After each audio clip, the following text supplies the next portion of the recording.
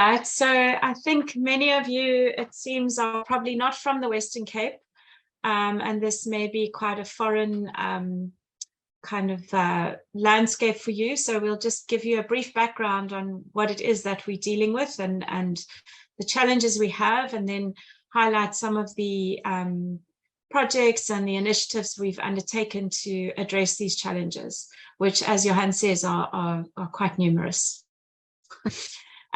Okay, so we are also celebrating 10 years this year as a trust. So yeah, but this is a special year for us, looking back on what we've done in the last 10 years. Okay, so first of all, just to put it in context, what is Renosterveld? If you look here at an example of a typical Renosterveld habitat, it's kind of homogeneous superficially. I emphasize the word there, superficially, because it isn't when you get closer. But it's kind of got quite a dull and drab appearance, especially if the veld is old and hasn't burned for a long time, and especially compared with fynbos, which tends to be more showy.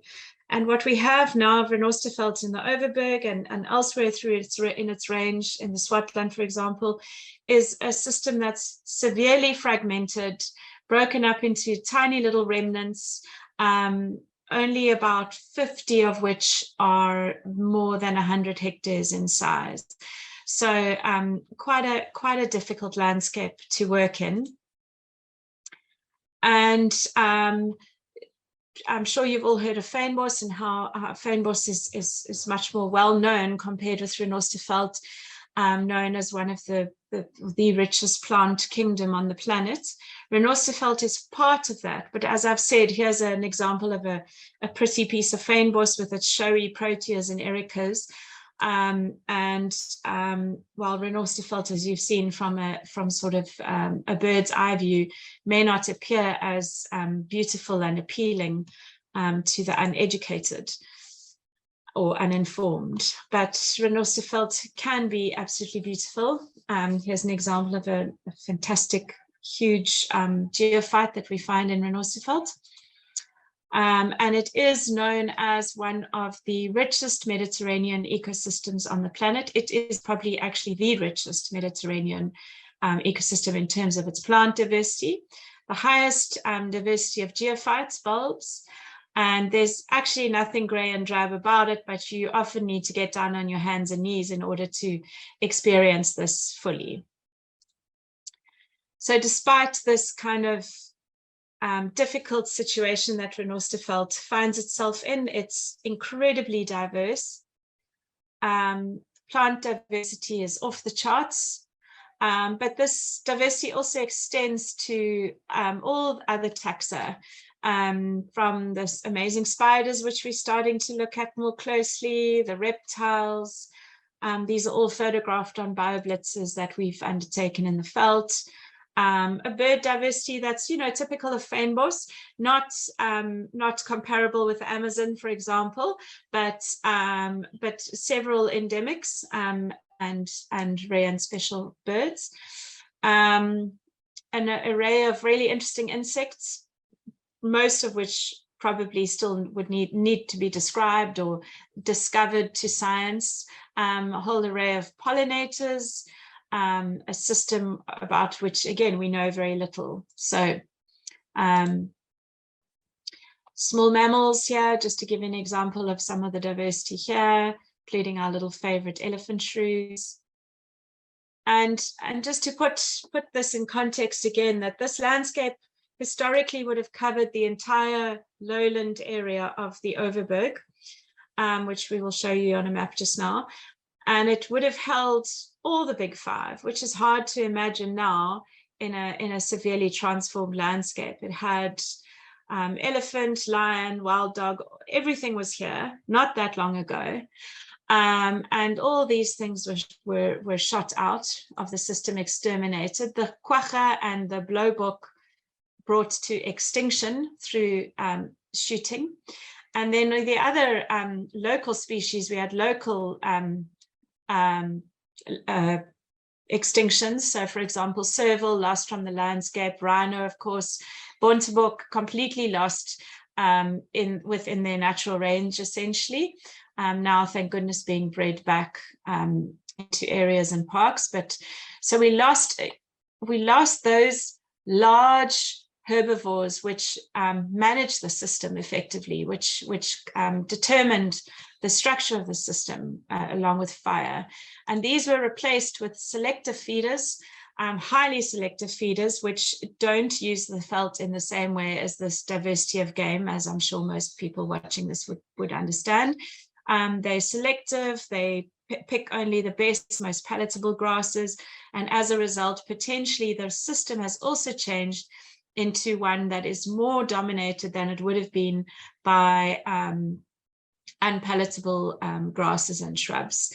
And then, of course, once the realization was made that this is actually a really nice fertile system compared with fynbos and in the mountainous areas and the surrounds, and technology improved and machines got bigger, it was then put under the plow and sort of then viewed as more valuable, actually totally removed and replaced with cereal crops.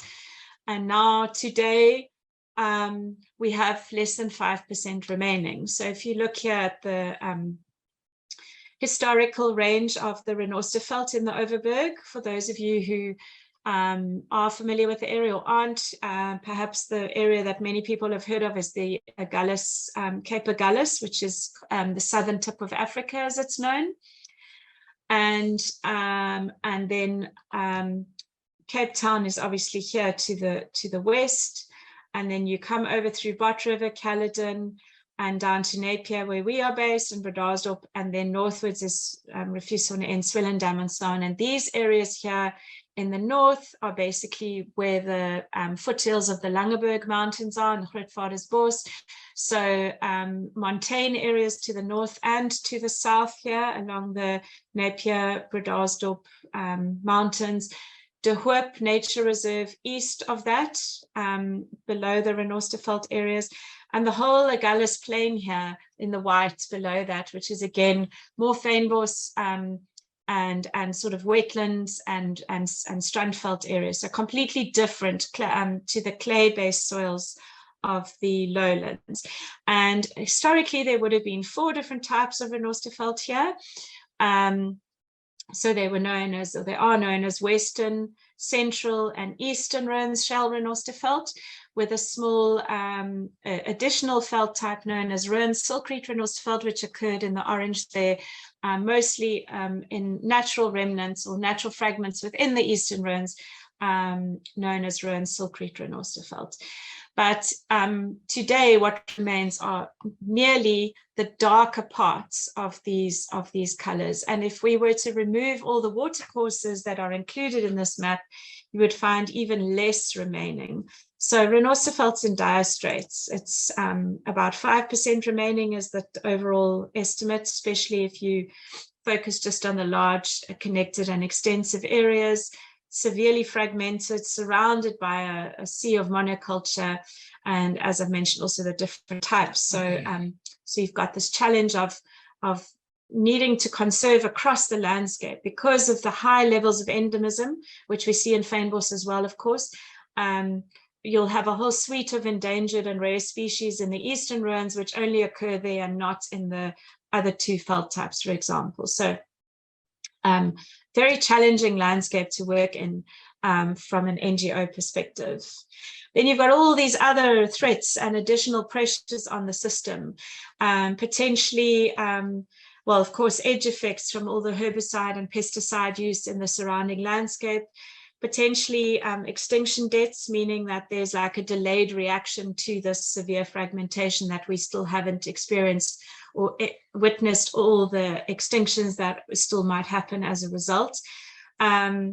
And of course, just being fragmented and in small islands has a whole set of its own problems. Incorrect fire regimes, too much, too little fire, fire at the wrong time of year, overgrazing, probably the biggest threat that is remaining, or that is these remnants are facing now. Channeling of watercourses, destruction of watercourses, which sometimes are the only remaining corridors in the landscape. Invasive alien vegetation, we know this is a common problem in fynbos generally. and the ongoing illegal or unlawful ploughing of virgin land, which although it says there is illegal in this country to plough virgin land without a permit, this goes on and is still going on and is a massive challenge in the landscape. So what is the Trust doing about this? Well, first of all, just to emphasize, we are a tiny, tiny team of 3 permanent employees and a 4th in the shape of an intern. And basically, we are starting, our focus starts with education and awareness.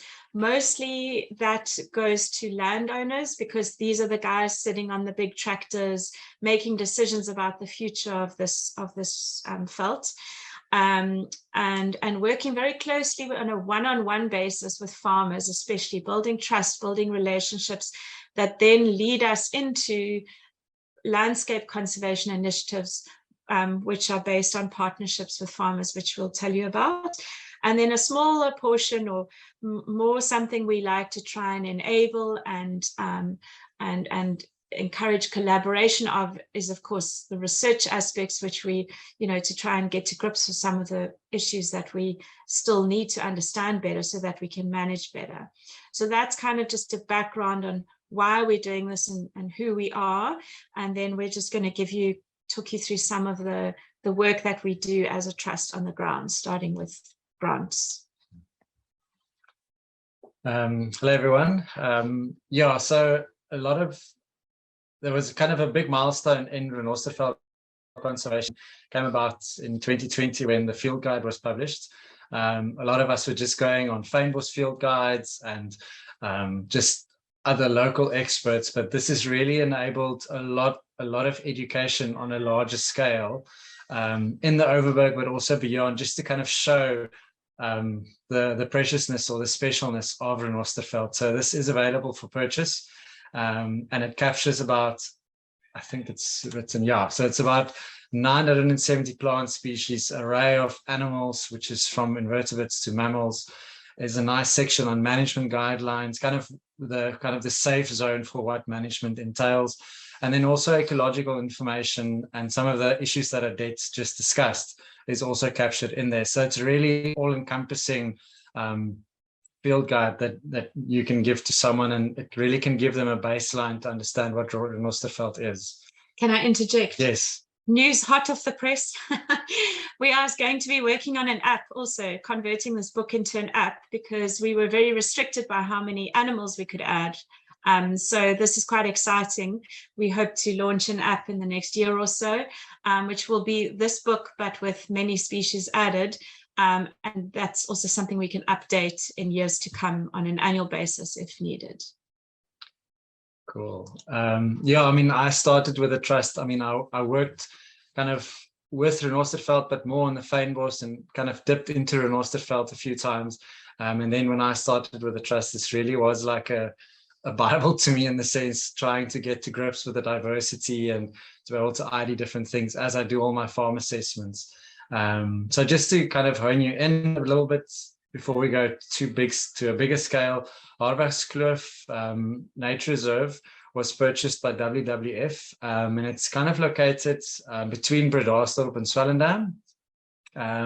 It's about 500 hectares of Renosterveld. Some of it is old lands, it's kind of come back, but it's in a place in the Overberg where there's the largest connected piece of Renosterveld, and Renosterveld kind of encompasses or conserves about 500 hectares of this. So WWF purchased it, and the management is done by our trust.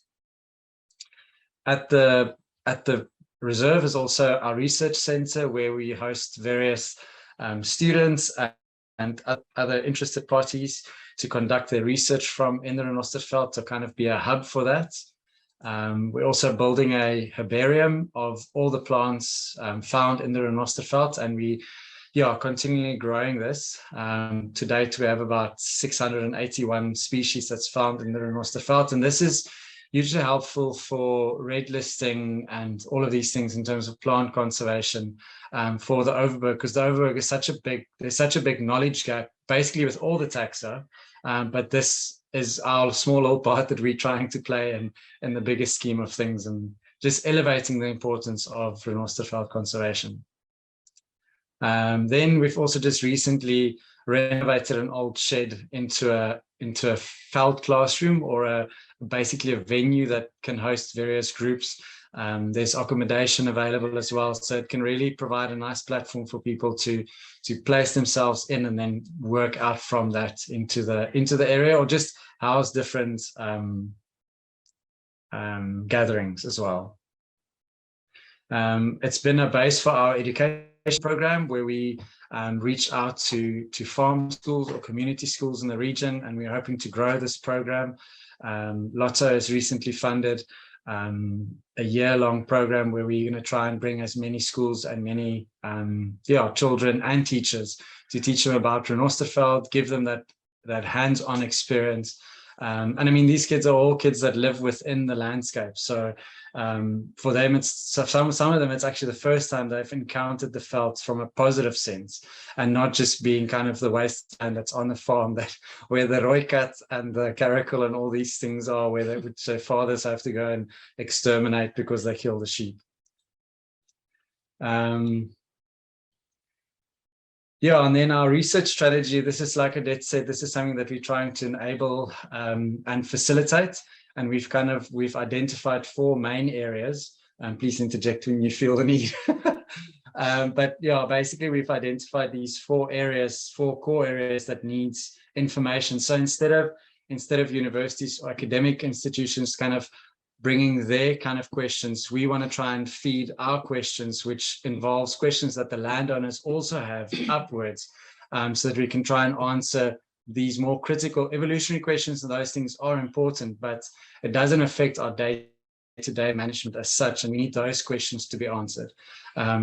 So in terms of biodiversity and threatened species, continue to grow our knowledge base, what occurs in the area, what historically occurred here, landscape ecology and extinction depth and pollination, what Odette spoke earlier about.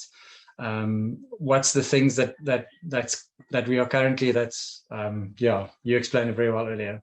Then habitat management, this is one of our key questions, is how often, the question is always, do you burn it? How often do you burn it? But then we forget about, it's a landscape that evolved with big animals. So how do we look at our restoration plans into the future, taking both those things into consideration, and not just thinking, well, it's in the fynbos, so it should burn every 10 to 12 years. While it didn't adapt just with that necessarily, there was some bigger landscape engineering that was going on that we don't have right now. And how do we mimic that with, do we bring in big cattle and on a more proactive basis, move them around the landscape? So, and then watercourses in Renosterveld, as Odette said earlier on, some of these watercourses that we kind of bargaining on, and it's counted as part of that 5%, really is so deteriorated, overrun with invasive weeds, that they barely function as these corridors. And how can we start addressing that by restoring those to their former state, to be able to function as proper corridors between all these little fragments? I'm going to give this over to Odette to share about the areas. Okay, so like I said earlier, we don't do a lot of our research anymore. I mean, I wish I could, but I don't have time. We need to focus on the conservation outcomes that we're trying to achieve, because we're such a small team. But my roots are in raptor research originally. So and the harrier was a bird that I worked on many years ago. We started a project when I was at UCT, looking at the black harrier and its potential to be an indicator or a flagship species in fynbos and Renosterveld, because of the fact that they breed on the ground and they need relatively pristine areas to do so. And so since I worked on them, or since we started the harrier project in 2000, they have now been elevated from vulnerable on the red list to endangered. And they are actually in really big trouble. So I'm kind of coming full circle now with this, with our work going back to looking at harriers in the landscape and what we can do in our part of their distribution to help conserve them and understand them better. So The problem is that harriers, first of all, have lost a huge amount of natural habitats through, obviously, just in the Renosterveld alone have lost 95% habitats. We know that they use Renosterveld remnants to breed in. So, you know, how many harriers were here before we lost all this Renosterveld? And did they breed in the mountains as they do now? Or have they been forced into those areas? These are things that we probably will never understand. But within their range, they are threatened by mostly habitat loss, and that's obviously been the number one cause of their population decline. But there are new threats that they are facing now, and it's particularly wind farms, biggest threat to the species.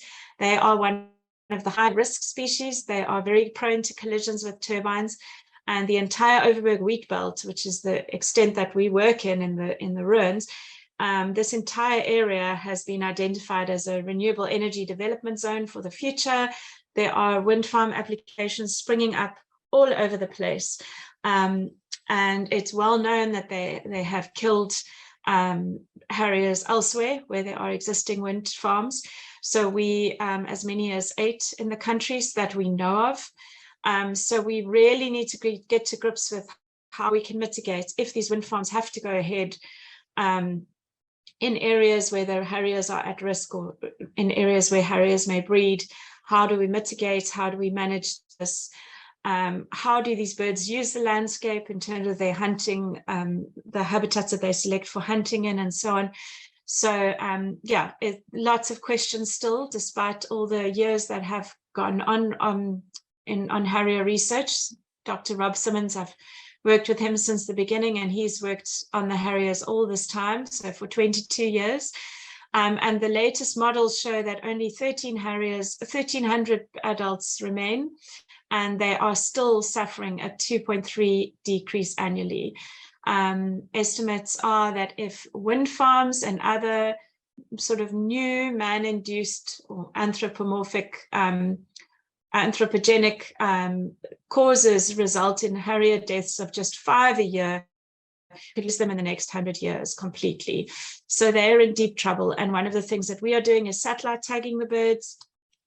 And you can see here we're using GPS tags to track these birds and learn more about their use of habitats. And so, for example, we get information like this. This is the foraging male breeding just at this point here. I hope you can see my cursor. And the square, the red square, is an existing wind farm in the landscape. He foraged in and around this wind farm for an entire breeding season, then moved off to De Hoop, where he spent much time on the coast. We then lost him and assumed him dead. Then he actually had returned to his breeding grounds in the breeding season, and then was killed by a turbine on this wind farm in November last year. So really valuable data, and a very sad day for harriers when this happened, but incredibly valuable data we're getting from these tags. So the exciting thing is that we actually just ran a very successful crowdfunder, and we were able to raise funds for another 8 tags, which will be fitting this year and next year. So hopefully we can understand more about their ranges, their habitat use, and the areas that are important for them within the Overberg, so that we can inform or stop wind farm developments where needed. Cool. Okay. So I'm going to just share with you briefly about our flagship project. Not that anything takes away from anything, but this is our interactions with the landowners in the Overberg and how we go about trying to conserve Renosterveld. So it's our conservation easement program, which we try and secure hectares through. And it's a voluntary servitude that's with title deed restrictions that's signed over a existing title deed, and that's in perpetuity. And that also means that it outlives the current landowner. So whoever signed that conservation servitude, if he sells or passes away and someone else inherits the land, it continues with the land per se. And and it enables us to conserve Renosterveld formally and actively manage and restore it in partnership with landowners. And through this process, we and other role players are trying to capacitate landowners to become their own veld managers, and in the process, them leaving a legacy. So yes, just a map of our area again, and all the light green polygons are all the conservation easements that's been signed to date. So to date, there's about 6,500 hectares, of which 4,500 hectares is Renosterveld that's signed into conservation easements. 21 conservation easements. And then through this process, so how it all starts is we start with an outreach program where we either learn about a farmer, we have a conservation strategy, which kind of focuses us, because the Overberg is massive. It's a very large area. So in these clusters, we try and then identify parcels of land that stood out, that's important, big connected pieces.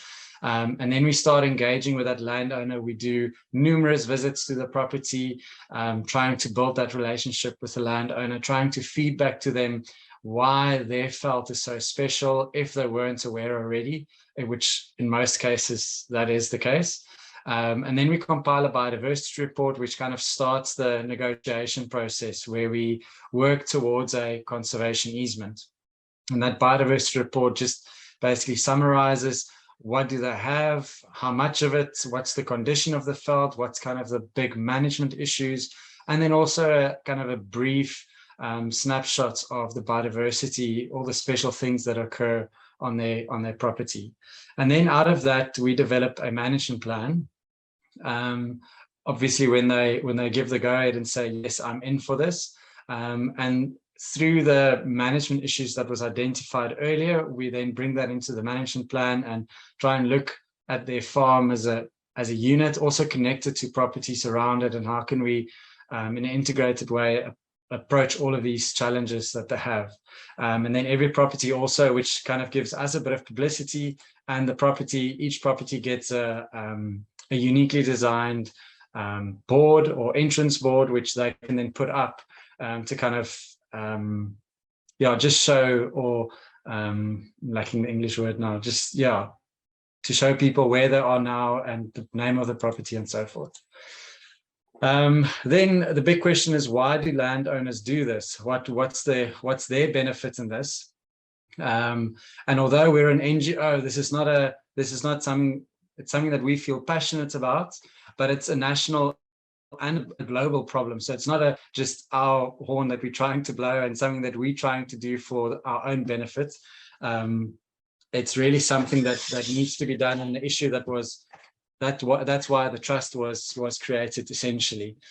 So one of the main ways that we can help landowners, or we're trying to answer that question for landowners, why must I do this, is for them to get assistance with natural resource management on their properties, which can be through livestock fencing to try and manage the grazing in the veld, because often the veld is cut up within different lands, and the veld experiences tremendous pressure from grazing, and to try and manage that is best done with a fence, although we would like not to put fences up because it's yet another barrier in the landscape for wildlife. Other ways that we try and help is through bringing teams to do alien clearing, and then control burns. This is something that was done in the past, maybe more, and we're more cautious of that now with the knowledge that we are gaining about the system and how the system maybe should be managed rather, and then also looking at watercourse restoration. This is just kind of an illustration of a property where we did a controlled burn, and then kind of look at the regeneration afterwards. For those of you that know fynbos responds very well to fire and becomes a botanical dream after a fire, and yet that's nice to look at botanically. We do need to ask the harder questions. Is this the only tool we have in terms of Renosterveld restoration?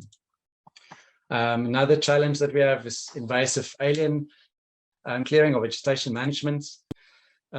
This is not such a big problem as in other areas in fynbos where they struggle with Port Jackson and Rooikraans and other acacias and pine, which to a lesser extent, but yet the threat's still there. And then something that we starting to experiment with is watercourse and just general restoration. It's a new area for us, and I think for many, because there's so many factors that needs to be considered. But there's been some great progress that we've made and that we are learning about using cattle and other animals for restoration projects. We've been starting to use, we've been using some cool technologies that's been developed by certain companies. These erosion blankets we've really seen some great success with them, just to be able to cap the soil and provide some sort of protection. But restoration work is quite expensive. It is a massive undertaking. So hence why we haven't jumped into it fully, just trying to see what works and how can we then take this onto a grander scale. And this has just been our growth. It's been really, really amazing to see the growth in terms of landowner buy-in over the last few years. It's still a slow, I mean, it looks like quite a steep curve, and it is a steep curve. But at the same time, there's still so many landowners with amazing pieces of felt, places where landowners can connect various easements together, because we don't want to look at just puzzle pieces. We need to look at the whole landscape. And that's our dream and the dream of so many. Yeah. Okay. Over to you again. So just the last slide, I just thought we'd end with this, just a few of the lessons that we've learned, because it's quite a unique landscape to work in terms of the number of landowners that you're working with, and sort of the relationships you have to build per hectare that you sign up. That's probably the biggest challenge. So and our colleagues, when you attend other conservation conferences or discussions, it's always about ecosystem services and all these buzzwords that people are using. But in a landscape that is this fragmented, where the biggest river that runs through the system is a brackish, salty, water course with very little agricultural value, if any, and as a result has been completely hammered and trashed along the banks and plowed right up to the edges and so on. It's very hard to talk about ecosystem services in a landscape that is essentially so degraded to a large degree. So we have learned that the only way to bring landowners on board, and these farmers that have signed up with us, these 19 or 20 individuals, it's all about pulling at their heartstrings at the end of the day.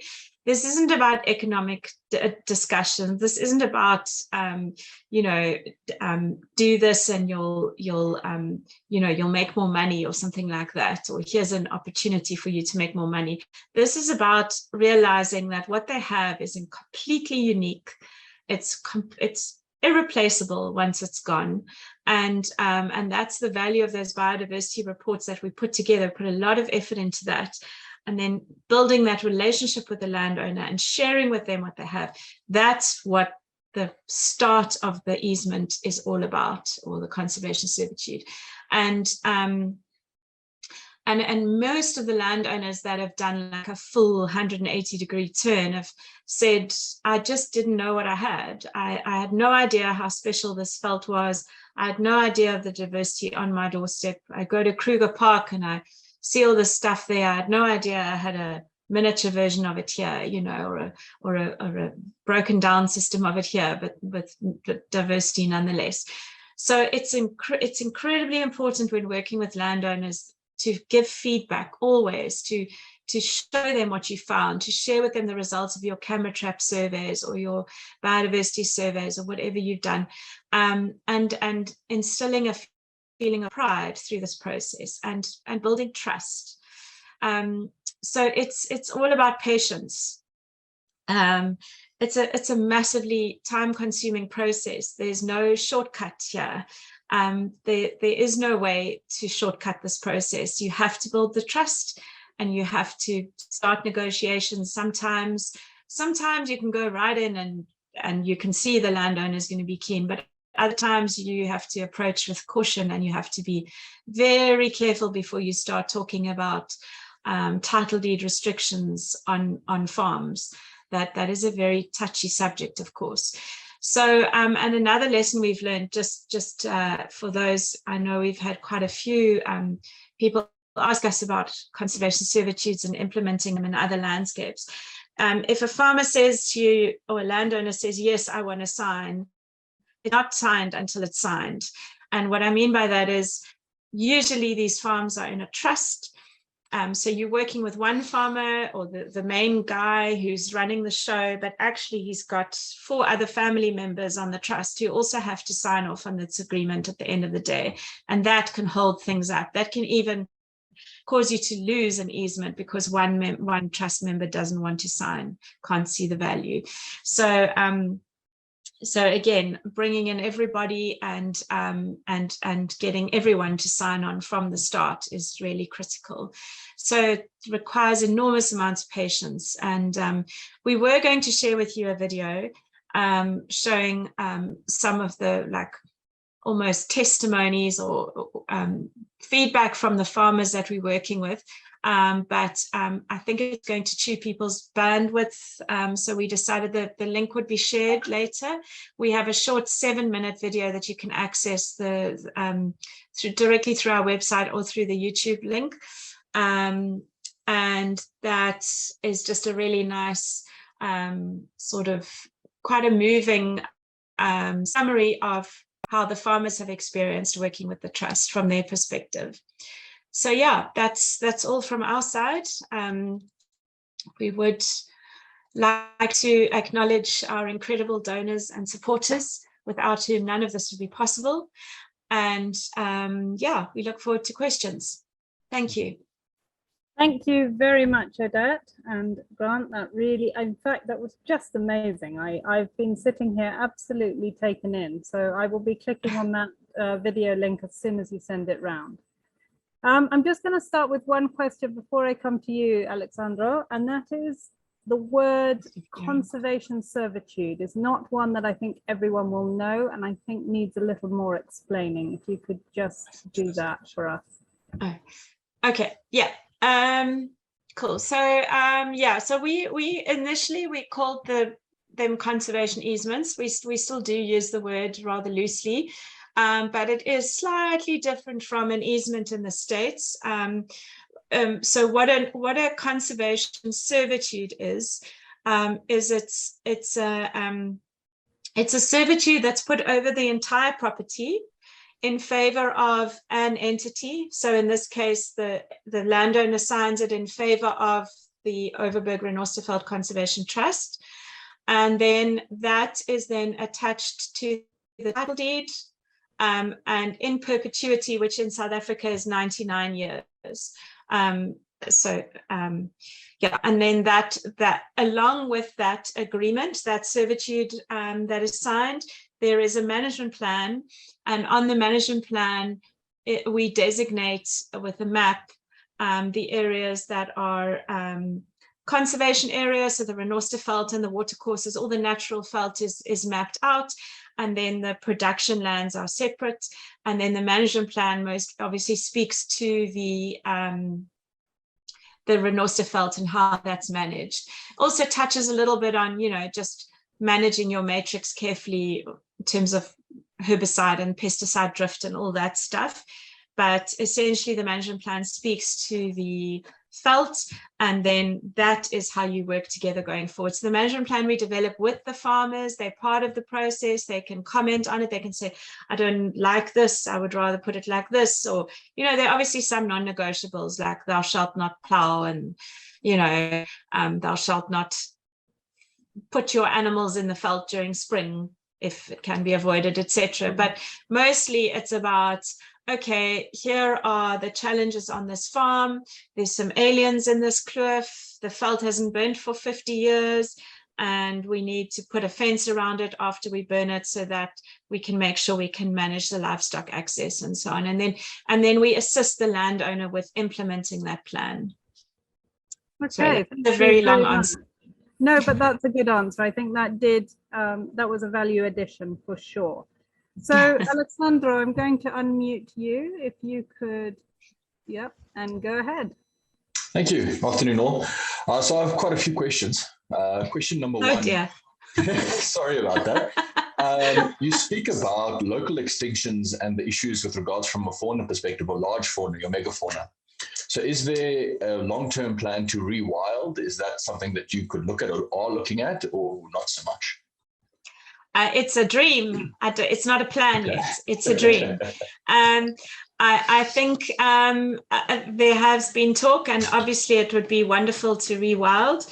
But the problem is that the area is so fragmented, and what is left tends to be the rocky outcrops and the areas that, wouldn't by themselves support numbers of game, for example. So where we are looking at, for example, some Bontebok reintroductions and a few small scale things like that, they all need to be combined with having old lands or planted pastures as part of the big fenced off area. So again, fencing is required, unfortunately, especially because of Cape Nature's laws, of course, around having game and moving them and so on. But yes, there is a dream.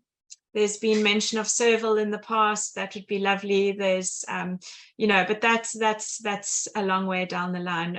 Right now, I feel like I always say, let's not fiddle while Rome burns. Let's save what we can before that's gone. And then, but yes, big dreams to connect it all and introduce more.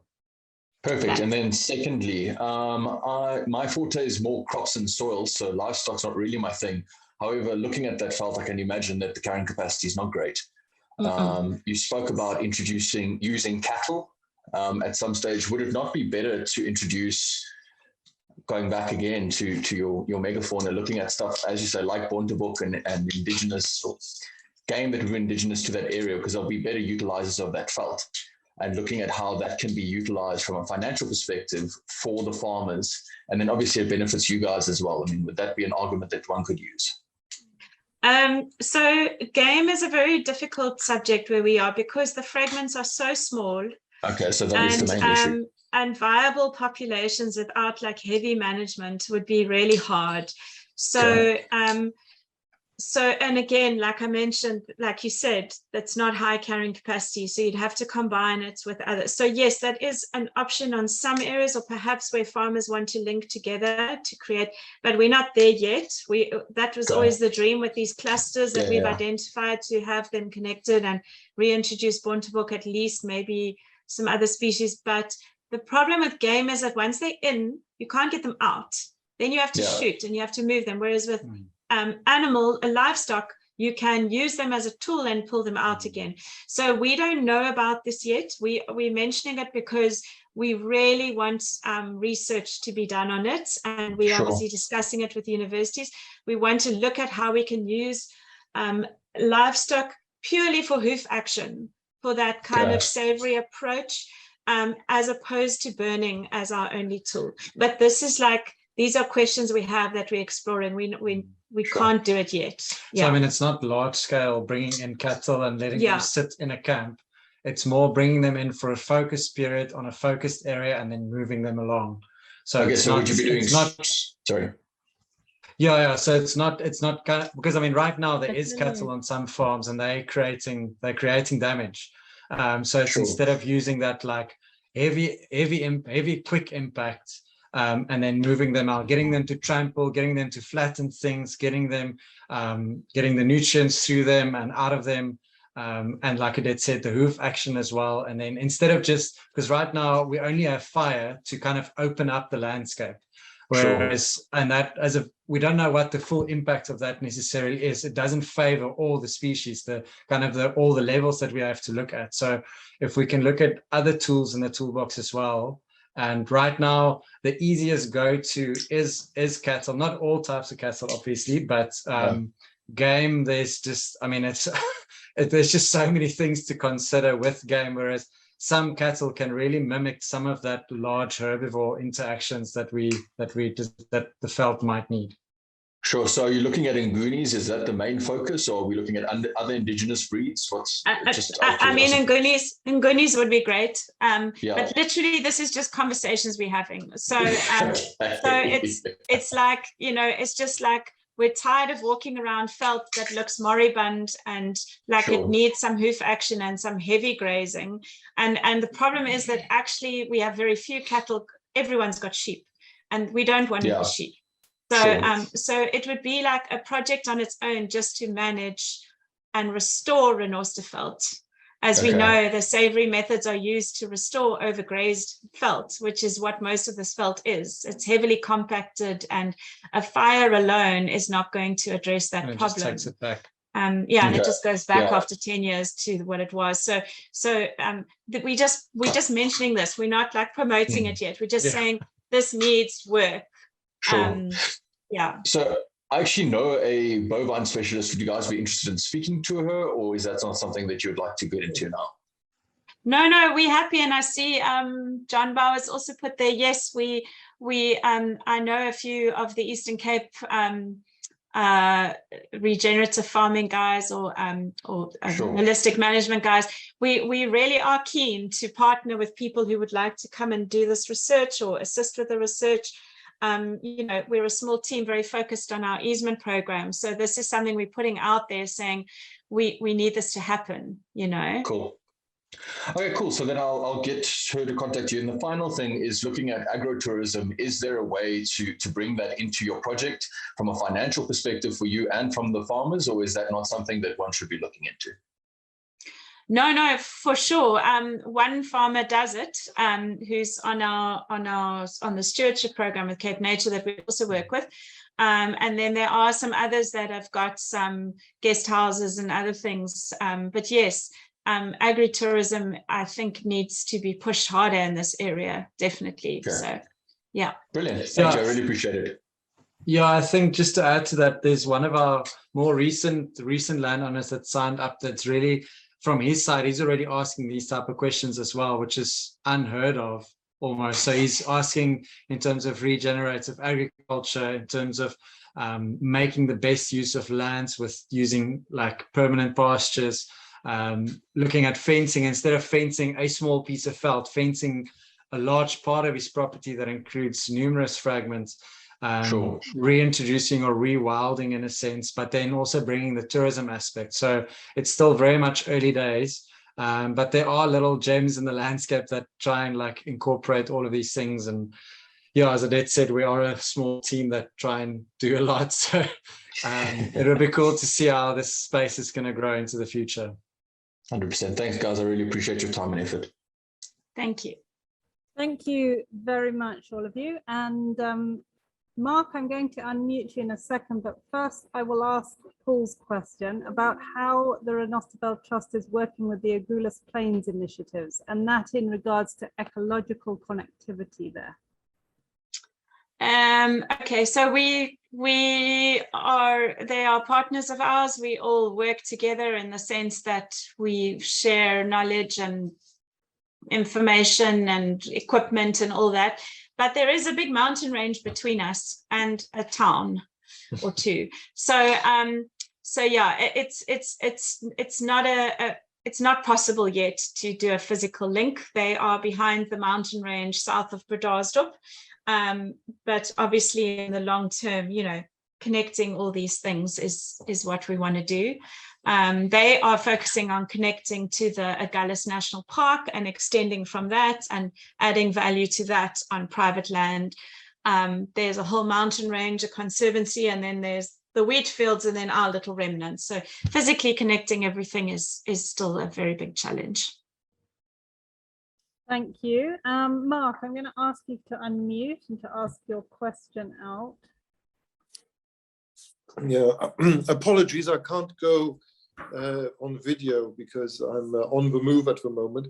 Well, I typed in the question, and it's related to the starting point for the efforts and your conversations you have, and to what extent the whole an area has to be at the brink, or even maybe beyond the brink, before there is any receptivity to what you have to discuss with people. Yo, that's a hard question. And I think it's a question that requires about 10 bottles of red wine and many, many hours, because that's a very philosophical question. And I think the point is that we don't actually know. So we're working with a landscape that is so altered. It's so, like, even just, okay, never mind all the fragmentation, the remnants that we're looking at now, you know, the mega herbivores are gone, the drivers of the system are gone. There's so much we don't know. And this is a question I ask myself almost every day, you know, is this worth it? Because what are we actually, where are we going with this? But I think my kind of what makes me feel better about it is that if we conserve as much as we can in this window that we have on this planet, then I hope that in the future, when the climate changes and perhaps wheat farming is no longer possible, or some other form of farming takes place, or more people are doing regenerative agriculture or converting cereal lands to permanent pasture and letting some of the areas go fallow, maybe then we are building towards a system that will be more resilient through what we're doing now. But I mean, you know, we don't know. I mean, that's why I keep asking this question of extinction debt. You know, how much are we still going to lose just by watching what's going on, you know, without taking any more out? And in spite of the management we're doing. So I don't know, I'm really struggling to answer your question when I know I've only got a few minutes to. Well, you have in a way answered a question.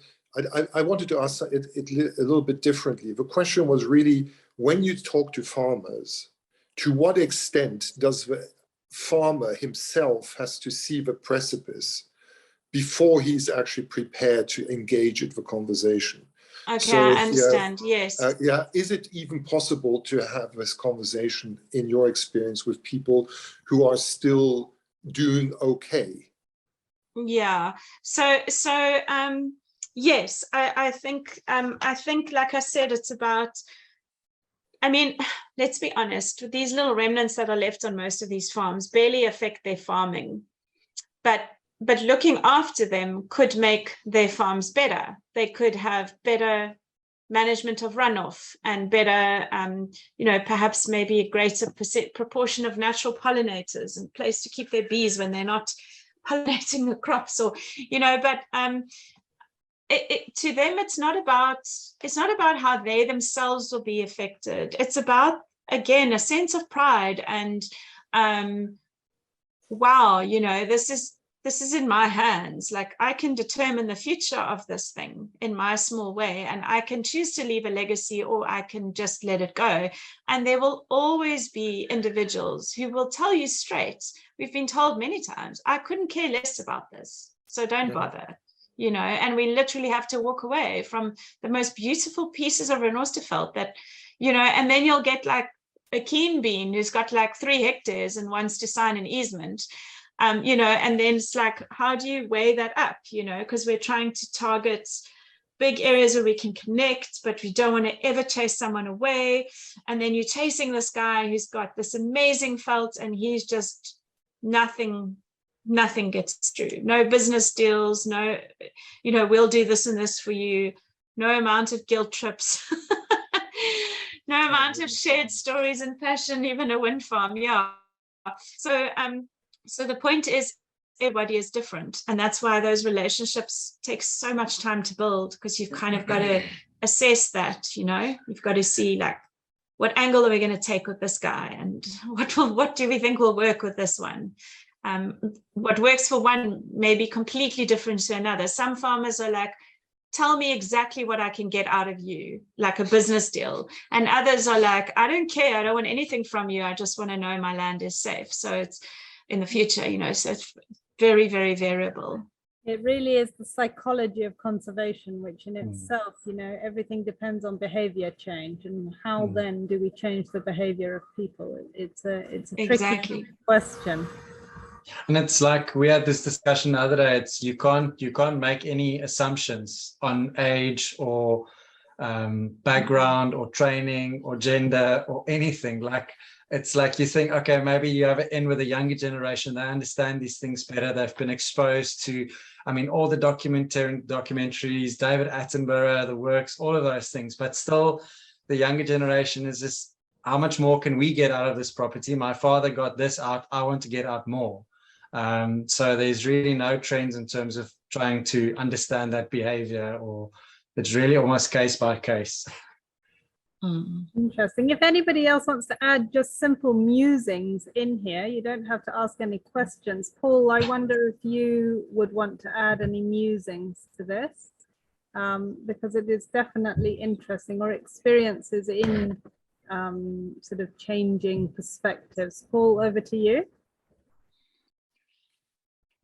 Thanks. Yeah, it's really interesting to see the concept of regenerative practices coming through. And I'm glad that you mentioned the Eastern Cape farmers, Roland Kroon, and the teams up there that have had exceptionally good results out of using livestock to actually rehabilitate the vegetation and the veld around them. So I think that it is something that should be considered. But given the small areas you're working with, the fragments, it's going to take a little bit of, thought about it to use it as a tool that can be moved and not owned by a single property owner. So it would be a nice thing. And I'd like to discuss that a bit further with you. I'm based down here in Stanford on the Agulhas Plain, and we're busy with a few projects. But I also work very closely with the wild, herding academy up in Regenerative. So we can perhaps take a bilateral discussion later, because there's a lot of great opportunity to unlock that and use those tools in the area. I think it would be a brilliant way to actually create an impact. So I think that is good. And then looking at your ecological connectivity, the black harrier flight paths, and looking at those components, I think that does show the connectivity across. It's not just mammals that are being connected, but also avifauna across much larger landscapes.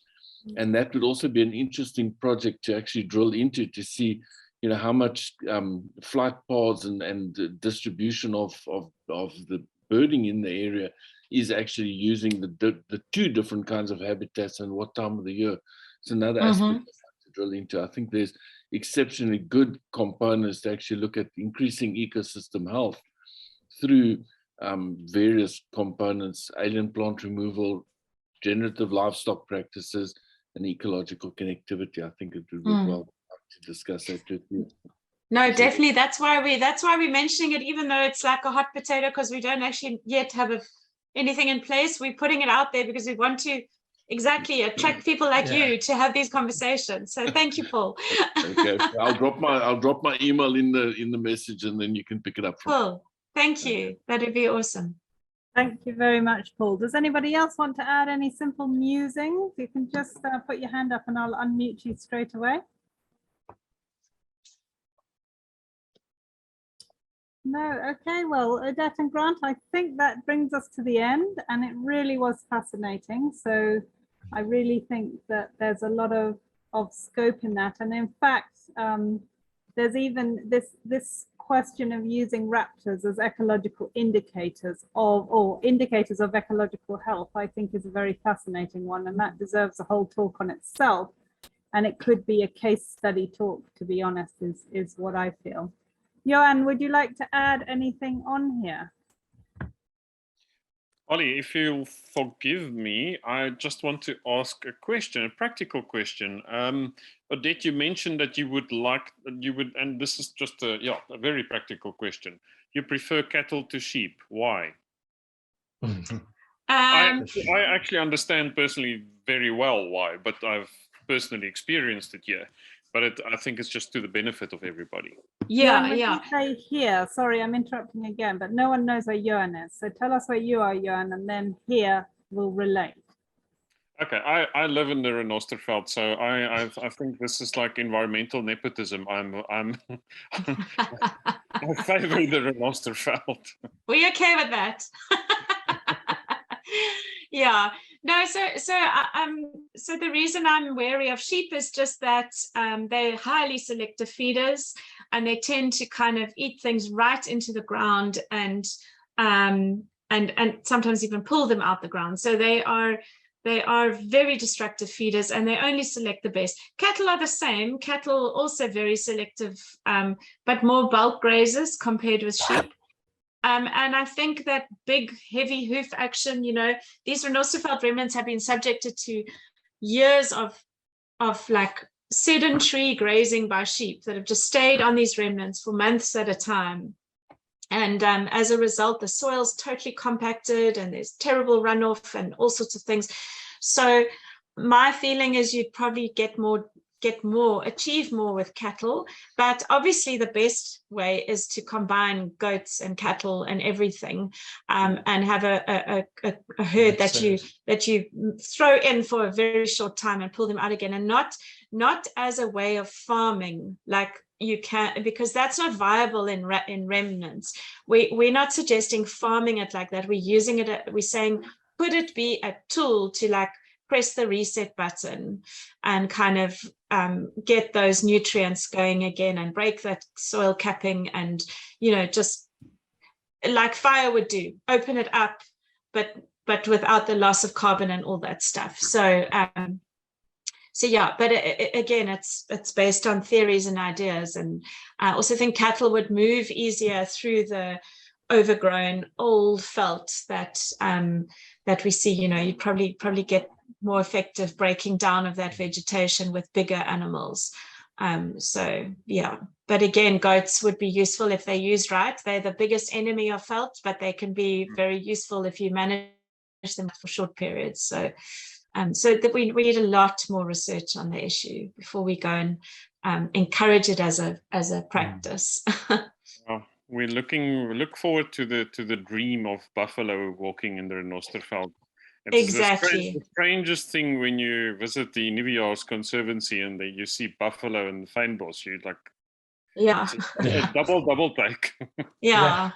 No, if we didn't have the poaching issues, we would be able to consider rhino, at least outside De Hoop linking to Harvest Cliff, but not anymore. So yeah, that dream's not going to happen, I don't think. I think one thing is the argument of say maverick conservationists, and anyone here who's not aware of that term that is being used these days. These are conservationists who basically say, look, enough, we can't keep researching. We don't have time. And these are the people that, breed insects and spiders and butterflies at home in their houses, and then off they go and release it. And I wonder if there may come a time in the Overberg Renosterveld where you say, look, we don't have time for any more research. We just have to go, and then we can find out what works from doing. I completely agree. What does Vicky always say about, that's a wonderful word that she uses. I've gone blank now, but it's like just referring to this thing of planning and talking and never actually doing, because we're so busy planning and thinking and what if. And, like you say, at the end of the day, we don't have time for that. We don't have time to wait for 10 PhDs to answer these questions, because that's actually what it would require. We have to go and do and see for ourselves. Yeah. It's certainly interesting. Well, thank you so much. I've learned a lot today, and thank you from everyone here, I'm sure. And this talk will be up on YouTube within a week. So yeah, thank you everyone, and have a wonderful day. Thank you so much. Thanks everybody for giving us the opportunity. Appreciate it.